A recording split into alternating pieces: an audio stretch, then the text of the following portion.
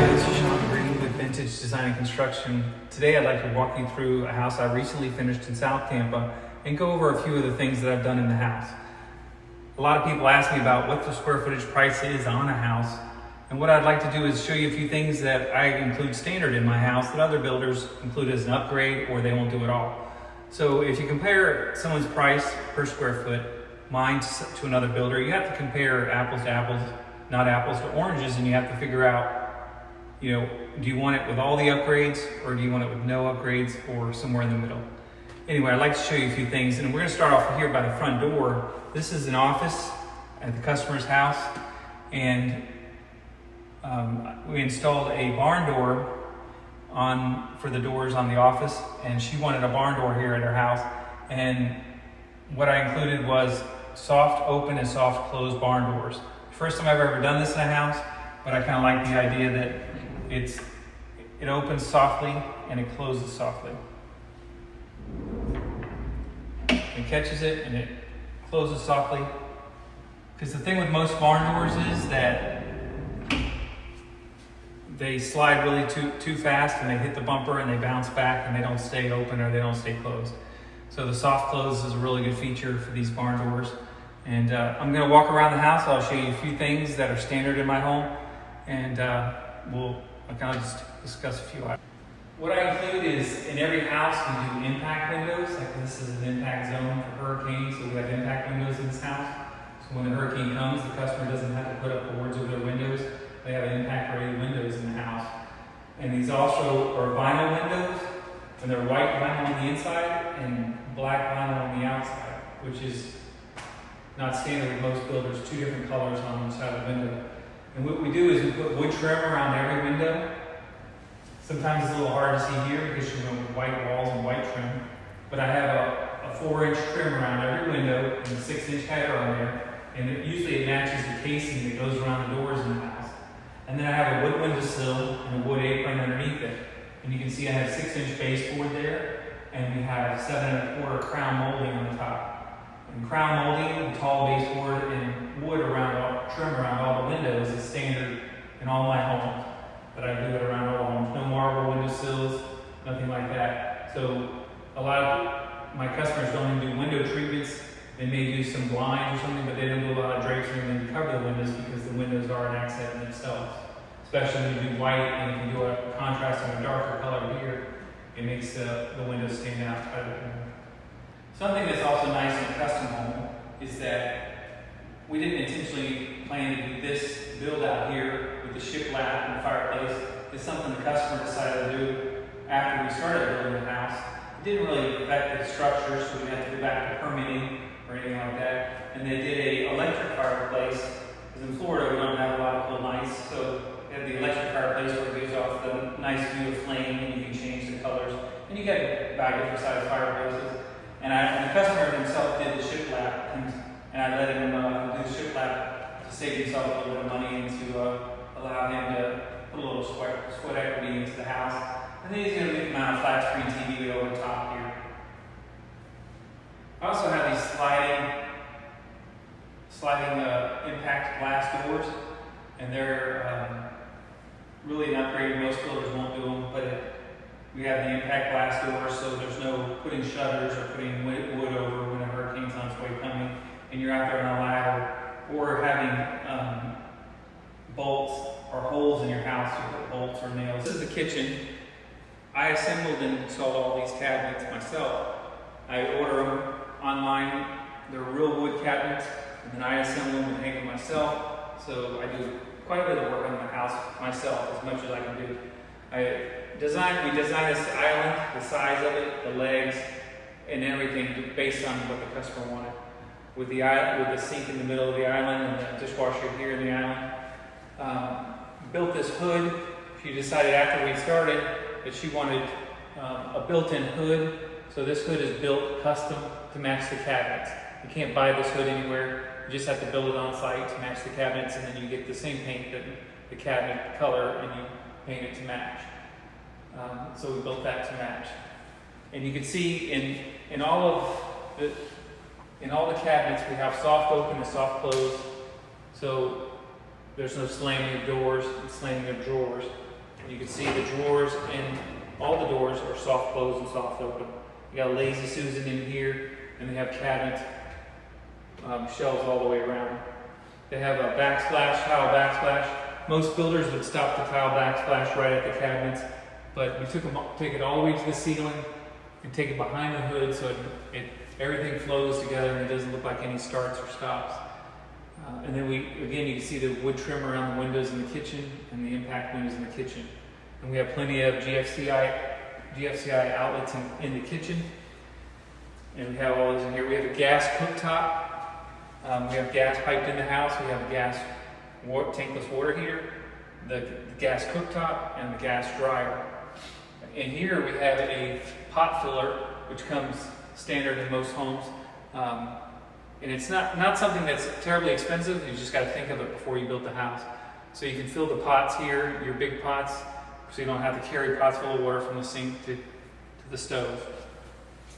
And then we have cabinets underneath, so plenty of cabinet space underneath the cooktops.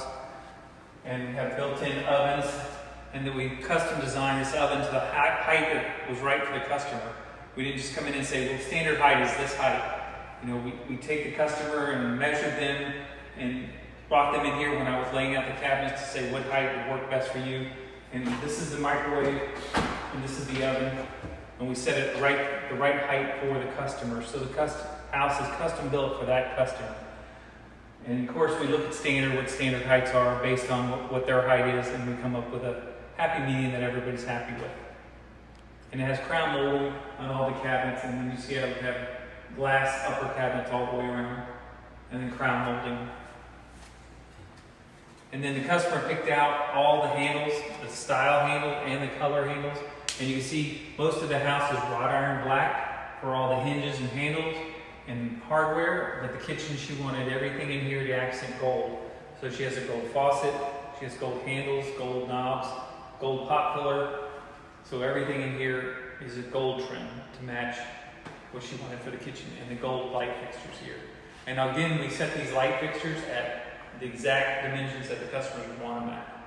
So if they have a certain place they want light, we put an exact light and an exact dimension right there.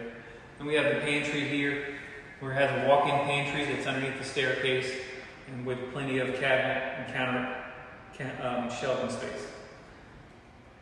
And I also custom built these stairs. What they are is they have a wood oak newel post that she wanted white, and then oak railing, and we stained the railing to match the floor, which is a grayish brown, and they bought these treads with the flooring so they match the wood floor also. The wood floor throughout is real pine wood flooring that's glued down. It's 1/2 inch thick, and it's pre-finished. So it goes in easy, but it's long lasting, it's high durability, and it's wood floor throughout the whole house. There's no place where we try to use carpet to try to save some money or anything like that, and we use wood flooring and hardwood flooring throughout. So most of my customers will use hardwood flooring throughout or tile throughout. It's very popular right now, and using carpet very little, maybe in the bedrooms. So you can see she wanted, like I said, the rail to match the floor. She wanted the stair treads to match the floor, and then we did the risers in white, and we did all the balusters in black wrought iron, so it matches the trim and the handles on all the doors and the barn doors. The black wrought iron theme throughout, like I said, except for the master bedroom or upstairs. And you can see in the master bedroom we have 10-foot ceilings, and then we have 2 tray ceilings where it's recessed into the trusses, and it gives it a lot more height in each room, a lot more feature. It's not something that's terribly more expensive, but a lot of builders won't do it, but we include it standard in every house that we have a ceiling feature in the master bedroom.